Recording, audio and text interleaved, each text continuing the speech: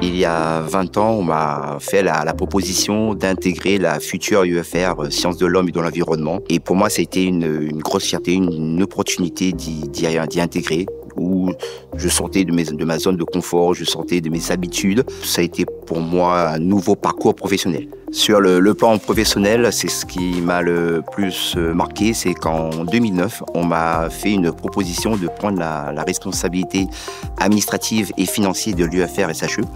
Pour moi, ça a été une grosse fierté et une reconnaissance institutionnelle. Sur le plan humain, je pense naturellement à M. Jean-Claude Galichet, qui nous a quittés l'année dernière. Il a été également responsable administratif et financier de l'UFR Sciences de l'Homme et de l'Environnement de 2014 à 2017. C'était un personnage très touchant qui a marqué l'histoire de notre composante, de notre faculté. Il a été très apprécié par l'ensemble des collègues et son esprit demeure à jamais parmi nous. La particularité de cette UFR, c'est nous, le personnel BIAT, on se connaît depuis pas mal d'années. Moi, je côtoie mes collègues depuis 15 ans, voire 20 ans pour certains. Dans ces interactions liées au travail, nous avons eu des moments de joie, des moments d'euphorie. Ce que je souhaite mettre en avant, moi, c'est ce lien qu'on a pu construire ensemble. Lorsque j'étais responsable administratif de cette composante, la valeur essentielle pour moi était la confiance que j'avais de mes collaborateurs.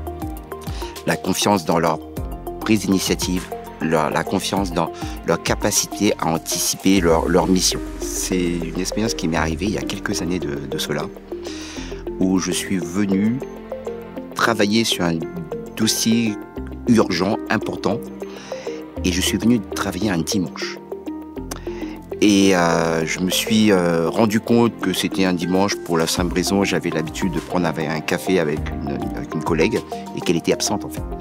Et je me suis dit, bon, là, il y a peut-être un problème. Et donc, je me suis rendu compte, en regardant le calendrier, que c'était un dimanche. On a tous contribué à l'évolution de l'UFR SHE. Donc, l'émotion qu'on devrait avoir par rapport à ça, c'est de se dire qu'on doit être fier de ce qu'on a fait. Quelle que soit la fonction qu'on a eue, quelle que soit l'implication qu'on a eu à mener, quel que soit son grade, son statut, on a tous contribué à faire de l'UFR SHE ce qu'elle est aujourd'hui.